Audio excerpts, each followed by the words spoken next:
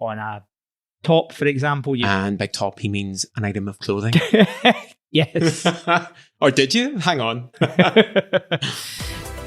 Welcome to the Outlifting Lounge, the weekly show serving queer conversation, news and no-nonsense fitness for gay, bi and trans guys. I'm Alan. And I'm Derek. Coming up on today's show, we're going to give an update about our three-legged dog, talk about learning Spanish, get angry about the trans toilet ban in the UK, and in the fitness section of the show, we will be talking about calorie banking to help you lose weight.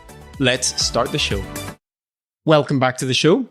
We just wanted to start off by saying that we have been absolutely bowled over by all the lovely messages of support that we had for our little dog Haggis. Yes, Haggis unfortunately had his leg amputated, and we've had so many lovely messages of making sure that we're okay, making sure that he's okay, and it's been really, really nice. So thank you. We're really touched by everybody that's reached out to us. Yeah, thank you. And just for a little update, Haggis has had another great week. Lots of little mini milestones achieved, including him starting to jump up on the sofa, the cheeky little shit that he is. Which is fine. He's allowed up on the sofa, but it's getting back down that's the problem because he only has one front leg. Yeah. Getting up's okay, getting down, not so much. So I have started the process of building a ramp up to the sofa, and I'm a bit like Bob the Builder, but I've also bitten off a little more than I can chew. So it's not going as quick as I thought it was, but all of the materials have been bought. I've cut all of the timber to size, and I'll spend some time over the next day or two putting it all together now. So fingers crossed it works out. There'll no doubt be a picture of it up on Instagram at some point, so you'll need to check it out. Well, if it looks good, yes. Well. If not, maybe not so much. But yeah, it's like a little ramp, and we've got some doormats from IKEA that are going on the top of it, so that he has got some grip, which will hopefully help him get up and down off the sofa a little easier. Yes, because I can be jumping up every 5 minutes when he wants to jump down. It just gives me a heart attack. So yeah, that would be good. If you could finish that this week, that would be amazing. Yes. We want to do a special shout out to Ben and his little dog Skip as well, because they have been absolutely invaluable when Haggis was going through all this, because little Skip is also a tripod. He has 3 legs, and Ben was giving us so much advice on things to buy for Haggis. Just everything that we needed to know, because we were so overwhelmed by it all, and he's been absolutely great. So thank you so much, Ben. Ben is a friend on Instagram. We haven't met in person as is normal with friends on Instagram, but we just wanted to give a special shout out to him. So thank you. Thank you very much, because there was a lot of stuff that was shortcutted for us, which we would have had to figure out ourselves, but he just gave us the answers straight away. So yeah, thank you. But there's also life outside of looking after Haggis, isn't there? What have you been doing this week? Well, yes. Thankfully, we're getting back to a bit more of a structured life and routine. So I started my first Spanish lesson on Friday with Alex, my Spanish tutor. And I also have started up a new Instagram page called Hablo Español. And that's AYE. AYE, the Scottish I as in yes. In case anybody's wondering why it's spelled like that. Just to keep me accountable and keep me focused. So my goal basically is to be fluent in Spanish by this time next year. I think at the minute I'm kind of lower B1 level. So there's like 3 levels, A1, A2, B1, B2, C1, C2. So I'm kind of in the middle. So I think I've got a long way to go, but I've got a good head start on my Spanish, which is good. Yeah, definitely. Your Spanish, I think our Spanish is at a similar level. Your grammar is probably better than mine, whereas I think I've got more kind of vocab learned than you. But we're both at a similar sort of stage in our learning. But it's good to see you take this next step into formal learning to really accelerate that. And you've been so dedicated at it as well. So I have no doubt that you will hold yourself accountable and you'll manage to smash your target. And give you a kick up the arse as well. Well, I am quite competitive, so I'll see you breezing ahead of me and I'll think, no, this won't do. I need to accelerate things as well and learn a bit more. So here's a target for you then. We're going to Madrid in about, 5 weeks' time. So if you don't want to be left behind with me talking to all the Spanish boys, you better step your pussy up. Well, our Spanish is good. It's passable, but let's try and learn a bit more so that we're a wee bit more confident in Madrid next month, definitely. So why don't you give me a follow on my page, Hablo Español, AYE_Hablo, HABLO_Español. ESPANOL. I didn't think we needed to spell that, but Thanks, Derek. And also, So one of our favorite shows in the world that we always talk about is Drag Race. Drag Race España comes back for, is it like the 5th or 6th season? Fifth. I think it's 5th. So it's coming back next month. And then they're going to have an All-Stars season. So All-Stars 2 after that. We love the show, and it's really good for our Spanish learning as well, because we learn lots of gay Spanish. So yeah, that'll be good. That'll help with our learning, but also it'll be interesting to see how we are watching it this time, if we can pick up more without relying on subtitles. Yeah, because there's Spanish and there's gay Spanish, and it's totally different. It's very fast and animated, a bit like gay English. Yeah. But yeah, no, it's going to be interesting to watch it and see, like you said, if we can pick up on things without having to look at the subtitles. Right, that's enough about us. Shall we get into some topics? We'll start with some news, maybe? So do you have a particular story in mind that we're going to talk about? Well, I think we absolutely need to talk about the big news in the UK this week, which is the very discriminatory trans toilet ban that came into force. Yeah, this is really, if you pardon the pun, boiled our piss this week. Yeah. It's horrible. It feels like we're going like way, way, way backwards. The whole stupid debate, if you can even call it that, has been framed about protecting women and girls, when in fact this absolutely does nothing of the sort. It's, as we've spoken before, it puts some gender non-conforming cisgender women in danger, because people will now question them if they don't look feminine enough, whatever that even means. Stopping people going into toilets. I actually saw a TikTok of a woman this week who was stopped by security trying to go into Portaloos with her 9-year-old son. And they said strictly her son was not allowed. Her and her son were not allowed to use the same Portaloo. And she was like, but I need to go to the toilet. He needs to go to the toilet. I don't want him to have to stand in that queue by himself. So what's the problem here? And they point blank refused to let him use a Portaloo on the women's side. This is how stupid it's getting, that it would actually put her son in danger, because her son wouldn't then be supervised if he went to a different queue. Yeah, it's fucking, oh my God. Honestly, it angers me so much. And their point about this is that it's about making women safe in women's spaces. But the whole argument seems to be focused on trans women, and they're saying that men are going to dress up in women's clothes to go into women's spaces. But because of this guidance, trans men now have to use women's spaces, which now makes it easier for cisgender men to go into a women's space and pretend that they're a trans man, and put them in even more danger. Yeah, the whole thing's a farce, and it does not make women safer. Meanwhile, however, there are countless stories in the media about women being attacked by men. Sometimes, quite often, it's men that they know. So this morning, I did a little bit of research. I went onto the STV News website. So that's specifically for Scotland. And on the main page of the STV News website, I went through and wanted to see how many stories were about men being violent or abusive or committing unconsensual sexual acts against women and our girls, right? So this is just in the last few days, these news stories.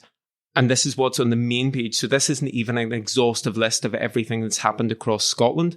But I'm actually going to read these stories out now, because I want to make a point that women and girls are no safer now than before this stupid trans toilet ban. So here's one. Man who sexually assaulted a vulnerable 15-year-old girl in a ladies' toilet. Now, it was a cisgender man. He wasn't pretending to be trans, nothing of the sort. Apparently he's a convicted drug dealer as well. So he sexually assaulted a 15-year-old girl in a ladies' toilet. Then there's another headline. Health Board needs to carry out a full review after a violent child rapist was able to flee their escort. Another one. Police remain on the scene after girl found dead in water in Woodland Park. Another one. Glasgow rape investigations ongoing months after attacks. Another one. Domestic abuser who murdered partner with hammer, jailed for life. This next one is particularly chilling. A dad has been charged with murdering his 9-year-old daughter who was found injured at an industrial site. I am not done yet either. There's more. Teen girl's life stopped after rape by man who picked her up at taxi rank. That girl was 14 years of age. 14 years of age. And then the last story that I found, the headline is Man jailed for predatory sexual assault on young woman. Now, these are just from the last few days. And these are just the stories that were on the main STV news page. So how many hundreds and hundreds of stories like this are happening every week right across the UK and beyond? Yeah, and the media is just focusing on the trans toilet debacle, which is just absolutely ridiculous. It's such a distraction. And because so much resource and so much focus has been on that, it has been allowing the real issue of violence and sexual violence against women and girls to go off largely unnoticed. So I am done ranting just now, but what we wanted to say, so that it's the EHRC is the body that's responsible for this new guidance. And I don't know if you saw, but the chair of the EHRC gave an absolute car crash interview about this new trans toilet guidance on Channel 4 News this week. It was absolute cringe. So the interviewer had asked her, so what happens if, someone wants to challenge someone from using a toilet, a space, whatever it might be? And she said, you have to ask them discreetly and sensitively as possible. I mean, how do you do that? How do you ask someone discreetly and sensitively what genitals they have? It's just absolutely ridiculous. And then she said, they need to check, but there's no actual way of checking. So the guidance is not worth the paper that it's written on. She was challenged quite rightly on why service providers would be confused and how you're meant to know what gender somebody is or, what sex they were assigned at birth. And she said this, I'm going to roll the clip. Generally speaking, human beings are very good at telling the sex of somebody that they're talking to. We've evolved over, thousands of years to be able to do that. And we do that on multiple points of information. I mean, absolute ignorance, total ignorance, because we know that there are cisgender women who are being challenged in toilets because they don't look feminine enough. Like I said at the start, boils our piss. Boils our piss. And then not only that, but this whole debate has centered around protecting supposed single-sex spaces. So then when she was pressed further about what service providers are meant to do, she said this. Very many small providers might, for example, have two individual lockable rooms with sinks in them, one of them marked male, one of them marked female. It would be very straightforward to make both of them unisex. So according to her, what this guidance is going to achieve is just the removal of lots of single-sex spaces and being turned into unisex spaces. It is so stupid. They have tied themselves up in knots over this nonsense, which doesn't actually serve women or girls in the slightest. In fact, things are now worse for women and girls because they're losing these spaces. It's just a way for them to be transphobic, isn't it? Yep, pretty much. And they're funded by the evil billionaire. She who should not be named. So that was a bit doom and gloom, but some good news, or some potentially good news, is that the Good Law Project have now backed a legal challenge to the government and the HRC over this transphobic guidance. Yeah, we love the people over the Good Law Project, don't we? They're always championing LGBTQ rights, so it's good to see that they are challenging this as well. Yeah, it needs to be challenged because it basically excludes transgender people from public life. Like, how are they meant to even leave the house at the moment? It's just stupid.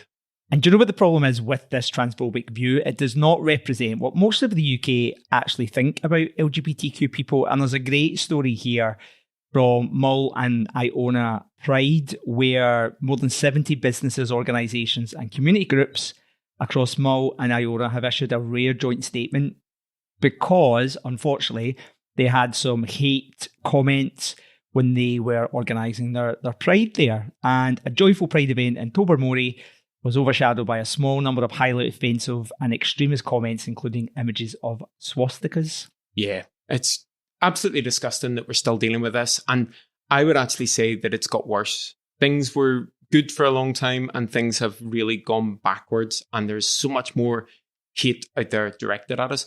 But this story is really nice because it shows such a small community in a small part of Scotland, which might often be considered maybe rural. People might have a view on it that it's because of that, it's maybe a bit backwards.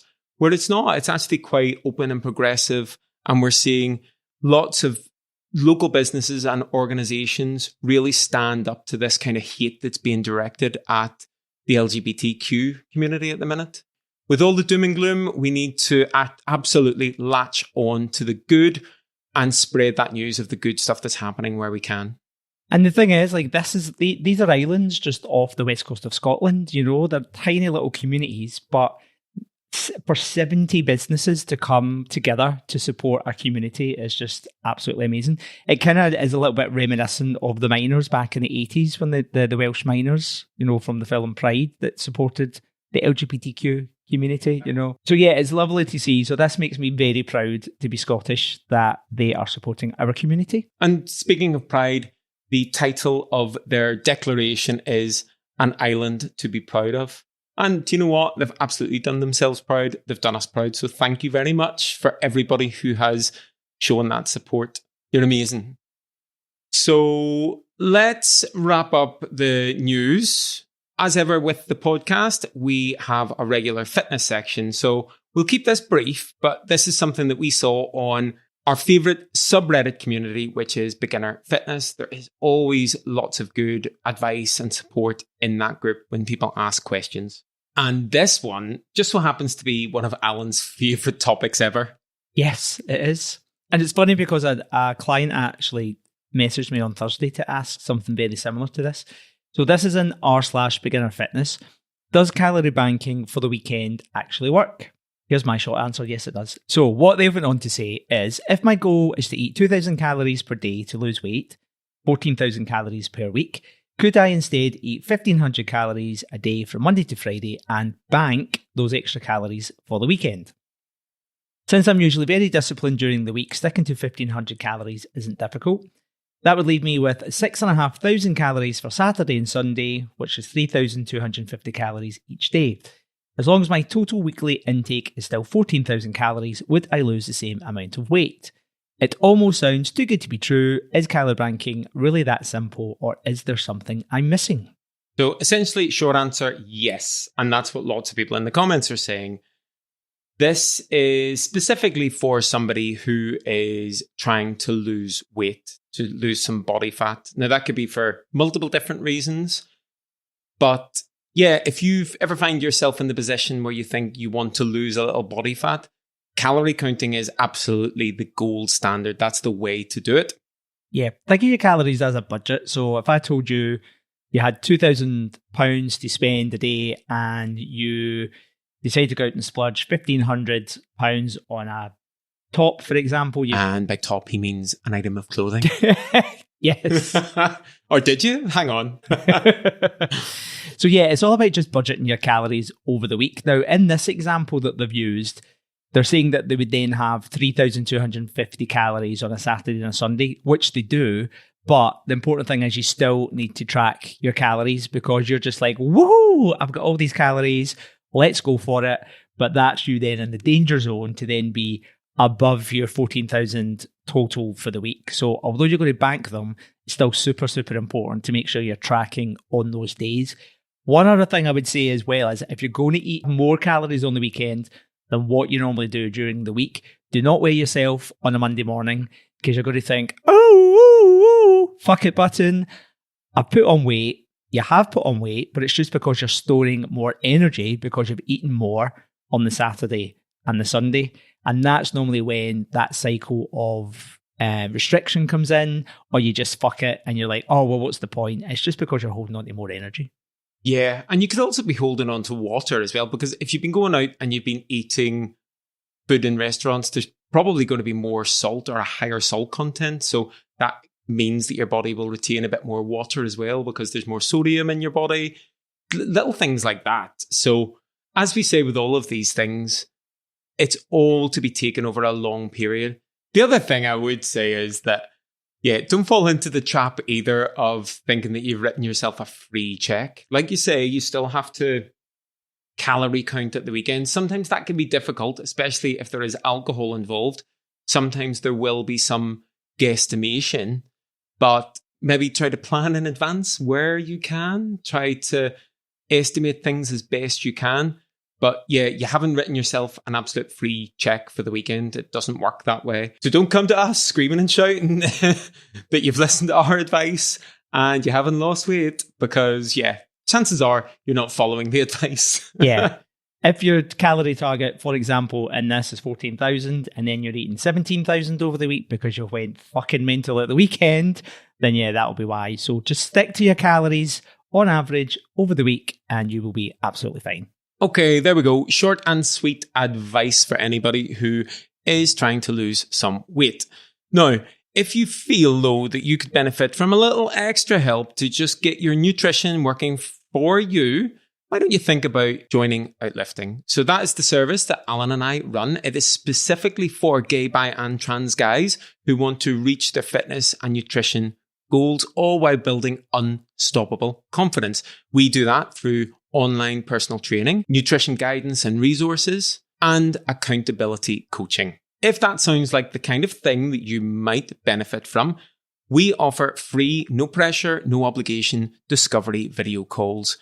You can book in for one of those, have a chat with one of us about your goals, what you want to achieve. You can ask us questions, and then that gives you an opportunity to figure out whether our service is the right fit for you.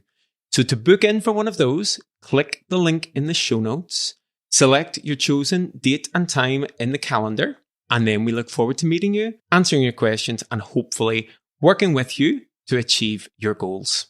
And don't forget, if you want to get in contact with us, why don't you drop us a message on Instagram? It's at outlift.ing, or you can send us an email, and the address is podcast@outlift.ing. And if you're not subscribed, why not? Make sure you hit that subscribe button so you don't miss out on any of the conversation. That's us for another week. Until next time, over and outlifting.